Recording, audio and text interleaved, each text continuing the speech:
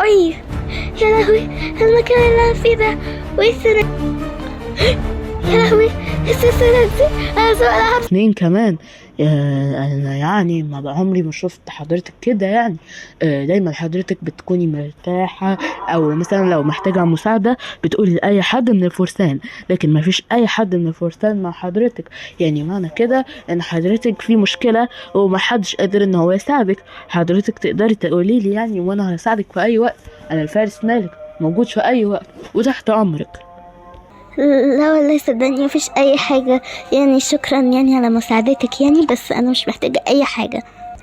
خلاص تمام، تحت امرك يا مرتي يعني. اللي ورانا ده أنا عارفة إنك ممكن ما تصدقنيش، لكن دي كانت الحقيقة، وبجد اترعبت جدا في ساعتها وما كنتش قادرة أصدق. طب ايه يا مولاتي، مش هتيجي معانا دلوقتي؟ محتاجين نروح علشان خاطر السفرة الملكية مستنيانا. طبعا اعتقد يعني انهم محضرين وجبات كتير وكده، والمفروض يعني ان احنا نروح دلوقتي، ولا حضرتك مش حابة او ممكن عايزة تنزلي دلوقتي؟ انا تحت امرك، ممكن اقول لهم ياجلوا ميعاد يعني السفرة الملكية. لا شكرا، انا رايحة اهو معاك دلوقتي علشان ناكل على السفرة الملكية. وانا بس ما تبقاش تستغرب، عشان انا بعد ما نخلص السفرة الملكية او بكرة يعني او ايا كان يعني، هنزل انا وانت، هننزل عشان نشوف ايه حكاية الغرفة السرية دي، وعايزة اعرف كل حاجة عنها، لان انا خلاص بدأت اشوف حاجات غريبة وما بقتش مطمنة للي بيحصل في القصر ده، وهطلع اسأل كل حارس عن اي حاجة غريبة بلاحظها، وفي اي وقت تلاحظ فيها حاجة غريبة او تفهم ايه اللي بيحصل فهمني على طول، واوعى انك تكذب عليا او تخبي عني. انت عارف اني بعاملك معاملة احسن منهم كلهم، انك شخص نبيل وبتسمع كلامي اكتر منهم، ويمكن انت انبل واحد فيهم وبتنفذ كل اوامري. فبعد اذنك هتيجي معايا وهتعمل كل اللي هطلبه منك النهارده. والله يا مولاتي أنا بالنسبة لي ده شرف كبير جدا إني أكون شخص نبيل عند حضرتك ومميز، وأنا بعمل كل ده عشان إيه؟ طب ما حضرتك مولاتي واللي بتطلبي مني، لو منفذتش أوامر حضرتك هعمل إيه؟ بجد كده قوليلي، يعني أنا لو منفذتش أوامر حضرتك هعمل إيه في الحياة؟ انا في قصر المفروض اني بطيع عن المولى بتاعي عشان يعمل لي اللي انا محتاجه، اكون شخص نبيل بالنسبه له، يعملني معامله كويسه، مبقاش شخص عشان خاطر مش عاجبني العيشه اتعامل وحش، فده يخلي العيشه اسوأ. مثلا ما اخدش راتب، ما اخدش مثلا اي حاجه، ما اتعاملش كويس، تزيد عليا المهمات، ابقى شخص ماليش لازمه، يضحكوا عليا كده. يبقى دي مهمتي ان انا اسمع الكلام واطيع اوامر حضرتك. لو انا مش هعمل كده يعني هكون في الحياة ليه؟ بجد كلامك حلو قوي بس مش معناته مش هيضحكني. بس خلينا دلوقتي نروح علشان لازم ناكل على السفرة الملكية. اوامرك مولاتي. ايه ده؟ إيه المنظر اللي قدامي ده؟ انت عايز تقولي يعني ان ده بس الاكل؟ اه فهمت، يعني في لسه اكل تاني يعني جاي من المطعم وكده مش كده؟ لا، اكل ايه تاني هو ده بس الاكل حضرتك؟ ده كل الاكل اللي وصل لي من المطعم الملكي. لو حضرتك عندك اي مشكلة يعني مع الاكل ممكن اروح اقول للمطعم الملكي عادي جدا، بس انا مش فاهم يعني ايه مشكلة الاكل. ايه مشكلة الاكل؟ مشكلة الأكل إنه قليل جدا. أنت عايز تقنعني إنك بس حاطط لي 3 أصناف أكل وعصير أساسا ما بيتشربش؟ أنت عاملين أساسا عصير يعني أنا مش عارفة ده لونه إيه ولا جاي من إيه أساسا، يعني حرفيا شكله يسد النفس كده، وكمان ليه الإزازة كده تحس كأنها حرفيا ما اتغسلتش من القرن السابع. أنا مش فاهمة هي إيه المعاملة دي. بعدين وأنا مش كذا مرة قلت إن أنا بقعد على السفرة الملكية وبيكون معايا كام حد من الحراس، وكمان الاستاذ مالك، انا مش فاهمه يعني ايه الاكل اللي انتوا حاطينه ده اصلا الاكل اللي انتوا حاطينه ده ما يكفينيش انا لوحدي. انتوا حاطين اصلا انتوا حاطين فراخ وحاطين لحمه وبطاطس. طيب الاكل اللي انتوا حاطينه ده حتى مش فرخه كامله، دي حته يعني حرفيا ممكن الصدر بتاع الفرخه او ولا الورك اي حاجه، يعني دي مش فرخه على بعضها. يعني انا مش فاهمه. الاكل قليل جدا بالنسبه للمفروض يتقدم. انا عارفه السفر الملكيه بيكون كده، بيكون عليها كذا صنف، واللي عايز ياكل ياكل. وانا اساسا طيبه جدا اني سامحه وحاطه اذن ان في ناس معينين يقدروا ياكلوا على السفره الملكيه، مع ان اساسا السفره الملكيه محدش المفروض ان هو يقعد عليها غيري والملوك التانيين وكده. فانا مش فاهمه انتوا عايزين تقولوا لي ايه بفكره انكم حاطين بس حاجات كده قليله على الترابيزه. وكمان عايزه اقولك ان انا مش فكره ان انا متضايقه، طب ما انا عادي انا ممكن اصلا انام من غير اكل.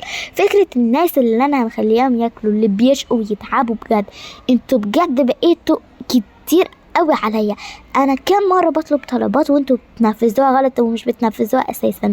بقالي اكتر من اسبوع اسبوعين 3 كده اللي فاتوا معاملتكم وحشه جدا، ولا بتنفذوا الاوامر ولا بتعملوا اي حاجه انا بطلبها. هو في ايه؟ انا مش فاهمه. يعني انا بطلب بكل احترام وبكل ذوق، ما بقولش مثلا تعالى هنا هتعمل كذا كذا كذا غصب عنك. انا بالعكس بقول لكم على مهلكم، الطلب اللي انا عايزاه ده مش عايزاه دلوقتي، في اي وقت تاني ممكن تقدروا تعملوه لو انتوا مشغولين. فانا مش فاهمه ايه المبرر انكم تقولوا لي ان ده هيكون الرد بتاعكم على اللي انا بعمله لكم. مش فاهمه والله يا حضرة الملكة. أنا مبعملش حاجة، يعني أنا بقدم بس الأكل. يعني أنا بخدم حضرتك، والمفروض إني بودي الأكل اللي بيجيبوه من المطعم الملكي. يعني أنا مش فاهم حضرتك بتوجهي لي أنا الكلام ده ليه؟ يعني أنا مالي؟ أنا بس مجرد بجيب الأكل وبشوف الأوامر اللي حضرتك عايزاها، لكن أنا ولا بكون مسؤول إني أعمل الأكل ولا المسؤول عن أي حاجة. أنا بس بجيب الأكل. لو حضرتك متضايقة اتفضلي على المطعم الملكي وممكن تقولي لهم على كل حاجة. ولو حضرتك عايزاني انا اللي اوصل الكلام ده ماشي، مفيش مشكله. يعني بس هو انا مش لازم اتظلم وانا اللي توصل لي المعلومه. يعني انا مالي؟ طيب انا مش فاهم، انا مش دي مهمتي. فرضنا ان دي ما كانتش مهمتك انك اللي تعمل الاكل بذمتك ودينك، مش انت نفسك دلوقتي لسه قايل ايه؟ انا اللي بودي الاكل. اكيد وانت بتبص على الاكل لاحظت ان هو قليل، واكيد وانت جاي شفت الاكل بعينك. ما انت مش بتودي اي حاجه كده خالص، ما هو مش معقول حد يقولك ودي ده هتوديه على طول، الا لما اكيد هتبص فيه وهتشوف ايه ده عشان تعرف سخن ولا مش عارفه ايه كده يعني. فاكيد لما انت بصيت المفروض انك بذكائك، يعني لو حضرتك مش غبي يعني، تاخد بالك ان الاكل قليل. فالمفروض انك تقول لهم عوضا عني بدلا مني، تقول لهم ان الاكل قليل مش هيكفي الاميرة وانها هتتضايق جدا من اللي بتعملوه. فانا مش هرضى بالاكل ده، بس هديها المرة دي. هاكل يعني مش عارفه هقول لكم ايه بصراحه. هديها المره دي. وحتى انتوا اصلا شايفين، يعني انا مش فاهمه، يعني انتوا جايبين كوبايه فيها العصير، فين الكوبايات اللي المفروض اشرب منها؟ يعني انتوا جايبين الشفشه اللي فيها عصير، فين الكوبايات؟ يعني المفروض ان انا اقلب بقى كده واحده من اشرب من الشفشه، صح؟ انت ده اللي انت عايز تقولهولي مش كده؟ يا مولاتي اهدي، انا مش قصدي كده ولا حاجه خالص. اهدى بعد اللي عملته ده، اهدى. اتفضل روح دلوقتي، وكل الناس اللي مستنيين هناك ده على اساس هيشوفوني او مش عارفه ايه، قول لهم ان هم يمشوا حالا والا انا بنفسي هاجي اهزقهم. اتفضل. حاضر يا مولاتي. خلاص مش مستاهله، خلينا ناكل بس من اللي قدامنا وخلاص. بعد اللي عملوه ده وعايزني اهدى ازاي؟ قولي اهدى ازاي؟ انا بجد خلاص ما بقتش قادره. يعني انا حرفيا بعملهم بطيبه وبعملهم بشكل حرفيا ما فيش زيه، ولا انتوا حابين ان انا اقلب عليكم بقى وما بقاش بدل ما انا احن قصر واكتر قصر طيب في ما بين كل قصور كوكب الارض، اقلب عليكم وهكون اشر قصر واكون اكتر قصر بيعذب الناس ومش هخليكم ترتاحوا ثانيه. اللي انتوا بتعملوه ده زاد عن حده. خلاص اهدي يا مولاتي، حقك عليا المرة دي، وانا هتكلم معاهم بصفتي يعني حضرتك موكلاني ان انا اكون الرئيس بتاعهم، واتكلم معاهم على كل ده، ما تقلقيش. ماشي، بس يا رب يتعدلوا، انا خلاص تعبت منهم.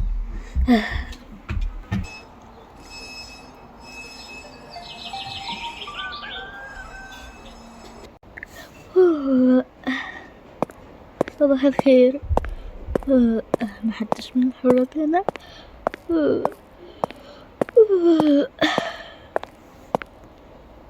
الفارس مالك، الفارس مالك. ايوه نعم يا مولاتي. نعم. انا جيت اهو. نعم يا مولاتي. محتاجة مني ايه؟ في حاجة او كده؟ ما احنا لسه صاحيين يعني.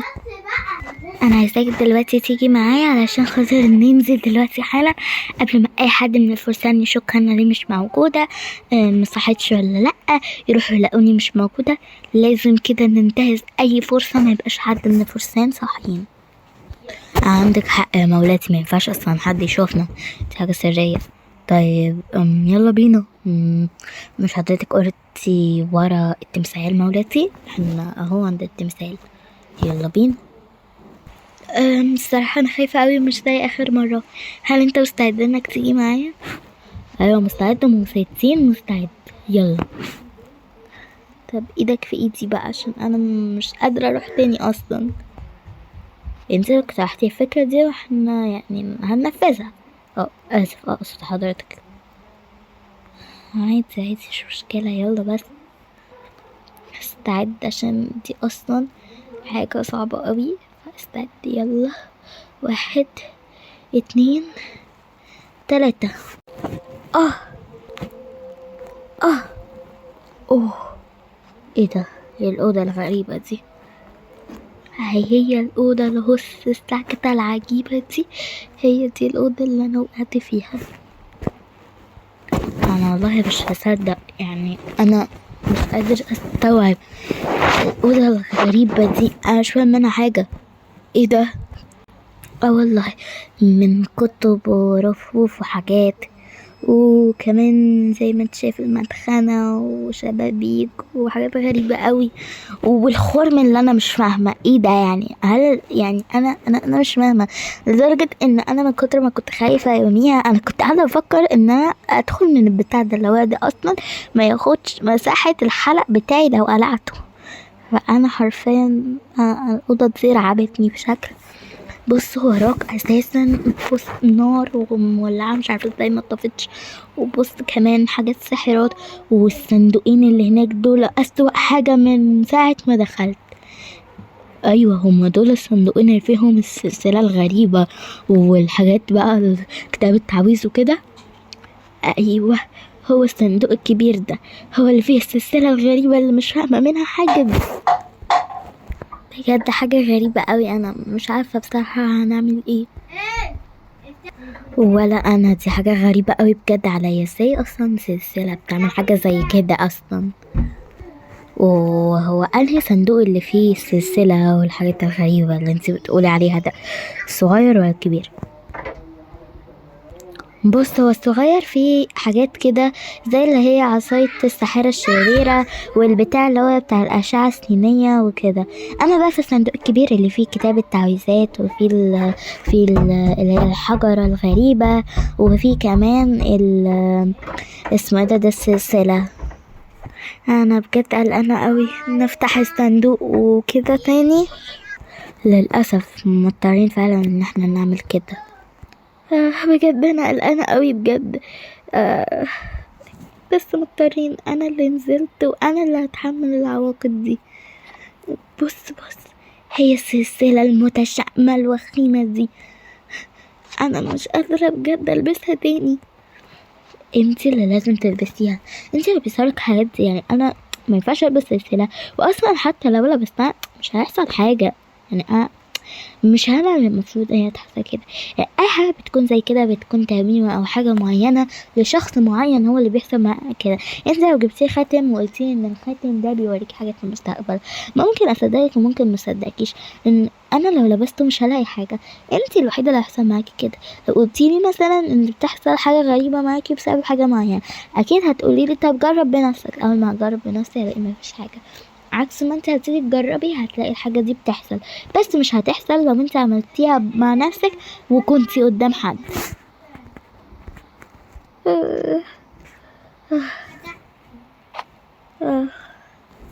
هتحمل عقاب بقى اللي لازم اتحمله.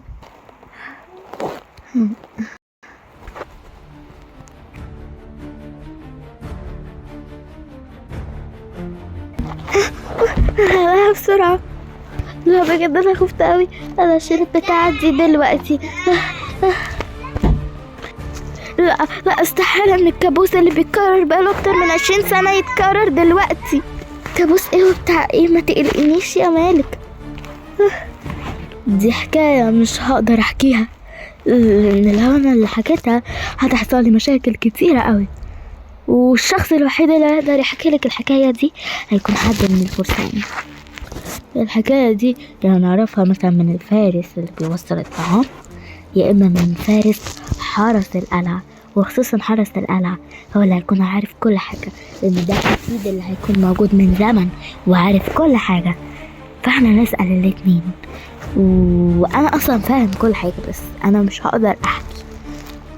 انا اقدر احكي بعد ما هم يقولوا، لكن ما اقدرش احكي دلوقتي. طب ليه؟ احكي لي بجد، انا بموت من الخوف بجد من الحاجات اللي زي كده بجد. لو سمحت قولي، انا لازم اعرف.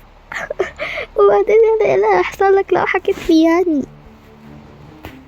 انا اسفه يا مولاتي، بس بجد هتحصلي مشاكل كبيره لو انا اللي حكيت دلوقتي. لازم الاول تعرفي من حد من الفرسان، بعد كده انا ساعتها اقدر احكي. طب يلا تعالى بسرعه نروح لحد من الفرسان، انا مش هقدر استنى هنا اكتر من دقيقه.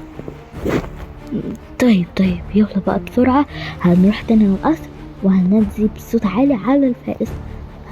نقول له يا فارس، حضرتك فهماني؟ فيلا فارس، يا فارس. ايه في ايه يا مولاتي؟ ايه حصل ايه؟ بسرعة قولي لي في ايه. انا دلوقتي هسألك على حاجة وهترد عليا، ولو ما ردتش او قلت لي انك مش هتقدر تجاوب هيكون في عواقب، وهتتعاقب عقاب مش عايزة اقولك ايه، وهتتعذب. انا بقيت كريمة قوي معاكم، ودي حاجة لازم هتنفذها، سامع؟ حاضر يا مولاتي، بس ممكن حضرتك تقولي بسرعة؟ الله، انت بتستعجلني كمان. اسمع، دلوقتي في أوضة سرية موجودة في القصر، والأوضة دي هتحكي لي كل حاجة عنها. الأوضة دي فيها حاجات غريبة جدا، ومن ضمنها صناديق فيها حاجات تعويذات والسحرة وحاجات كده زي هاري بوتر بس شر شوية. فيها سلسلة ورتني حاجات غريبة قوي، حاجة المفروض انها حصلت في الماضي، ان شخص كده غريب بيموت حد تاني. الشخص بقى التاني اللي هو المفروض بيتقتل ده شبهي قوي قوي قوي، بس هو ولد يعني كبير، شخص كبير راجل كده. فأنا عايزة أعرف مين ده، ايه الحكاية وايه الأوضة السرية دي، وليه ما قلتوليش عنها؟ لا ما تقوليش ان الكابوس بتاع 20 سنة رجع مرة تانية. هو ايه كابوس 20 سنة؟ حتى مالك بقى في ايه؟ انا مش فاهم. الكابوس ده لا لا لا لا لا، ما اقدرش اقول حاجه عنه. انا راح فيها. لا لا لا لا لا، مش هقدر اقول حاجه. انا مش قادره افتكر اصلا حاجه منه ده. ما تفكرينيش منه ايه بتاع ايه، ما تفهمنا هو في ايه. انا الملكه هنا وبأمرك انك تقولي. صدقيني يا مولاتي ويا ملكتي ويا اميرتي ويا كل حاجه، صدقيني انا مش هقدر اقول. انا ده انا مش هقدر اقول، ولا هقدر اصلا افتكر حدث واحد من اللي كان بيحصل.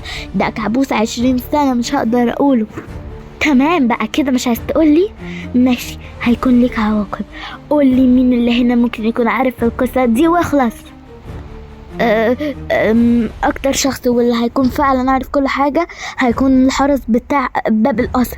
اكيد هو البوابة بتاعت القصر، اكيد هو اللي هيكون عارف يعني كل حاجة، اللي هو دايما اللي من زمان جدا موجود اصلا. ممكن حضرتك تروحي وتسألي. ده كابوس 20 سنة بجد.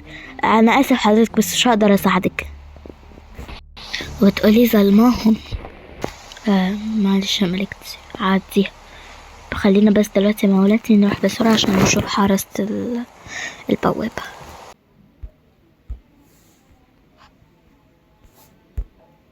فهمتك، استنى. مولاتي الفارس مالك. انا اسف ما كانش قصدي. بقالي فترة كتيرة بيطلع من القصور ناس تهجم عليا وتهزقني، فعشان كده بتمرن. انا اسف. في ايه مولاتي؟ اي حاجة اقدر اساعدك بيها؟ تحت اوامرك. انا دلوقتي هسأل سؤال وهترد عليا، ولو ما ردتش هيكون في عواقب وهتتهزق زي ما هيحصل مع صاحبك. سامع؟ استر يا رب. ايوه يا مولاتي، اتفضلي.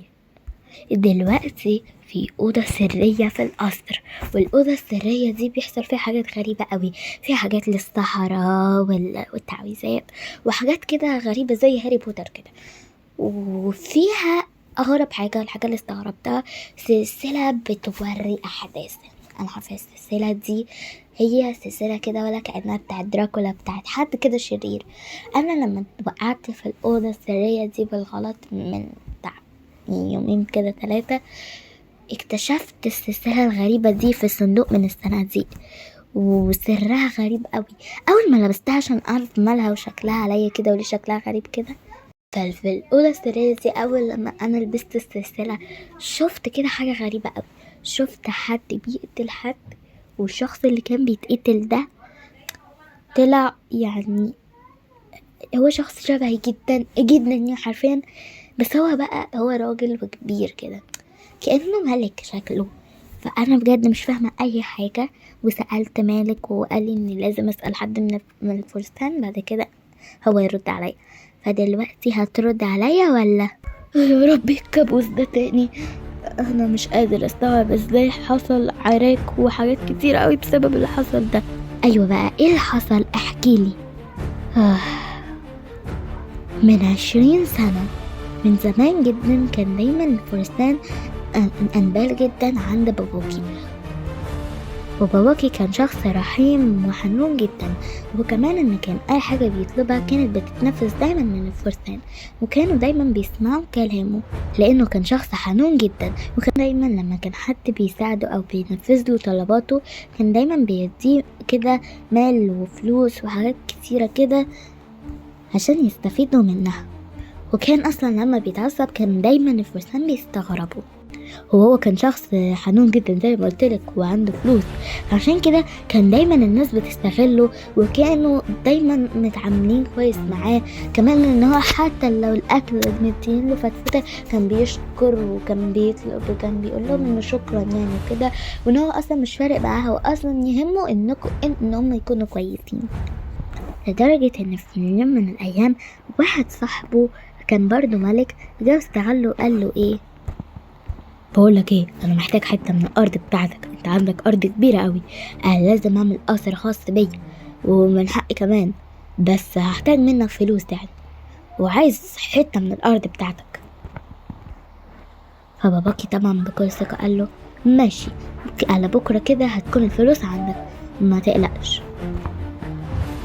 وفعلا في اليوم اللي بعده صاحب باباكي ده كان جه، وكان الملك راح له علشان خاطر ايه يكلمه، فقال له هو ده المبلغ واداله الفلوس في ايديه. فراح صاحبه ده فتح الشنطة وقال له ايه ده، ايه المبلغ اللي انت مديهوني ده؟ انت مديني بتاع 1.5 مليون بس، ايه المبلغ ده؟ انت عايز تبقى بخيل معايا ولا ايه؟ فباباكي قال له لا ولا بخيل ولا حاجة، انا اديت لك المبلغ اللي اكتر اصلا بكتير من المبلغ اللي انا استخدمته في قصري. انا مش فاهم ده، انا كمان هديك حته من الارض، انت مش هتدور على حد كده اي حته كده وخلاص، ده انا اديتك ارض وكمان فلوس تعمل بيها القصر وتجيب بيها عمال كمان، يعني انا هديك فلوس كتير، انا مش فاهم انت عايز ايه. وقعدوا يتخانقوا، وبان ساعتها ان صاحبه ده اصلا ما كانش معاجبه المبلغ ولا هو بيحب باباكي اصلا، ده هو مستغله عشان حنيته وفلوسه، وان في حاله طلب منه اي حاجه اكيد باباكي ايه هيوافق ليه، لان هو طيب وحنون ومش وهيستغل اي فرصه ان هو يكون حنون فيها ويدافع. فساعتها هو قال له انا مش راضي بالمبلغ ده، بس انا همشي بيه وخلاص، مع ان المبلغ ده قليل جدا على اني اعمل بيه قصر، سلام مش عايز حاجه. اوكي استغرب وقال هو ماله في النهارده؟ فمولاتي حصل بعديها حاجه غير متوقعه خالص، بعد ما كانش عاجبه الرقم اللي اخده وكده وكان متكبر على اللي اداهوله صاحبه، حصل فعلا غير متوقع.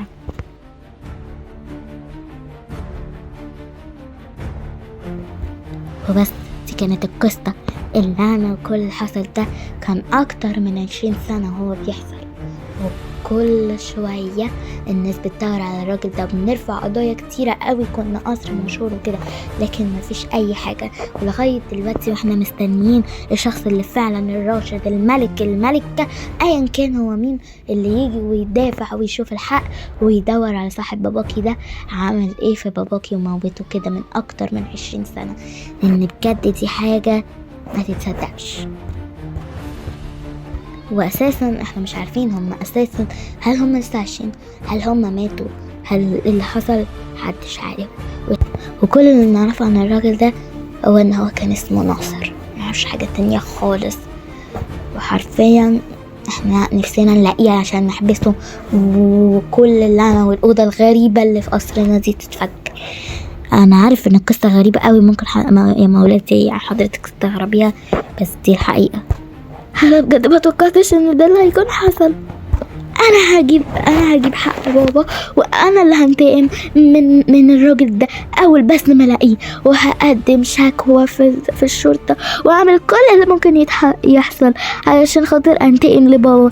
انا بجد مش هسامح الراجل ده مهما حصل، وهسجنه وهحبسه، وهأمر ان هو يموت ويتقتل زي ما حصل مع بابا، ويتقتل كده قدام عينه وهو شايف.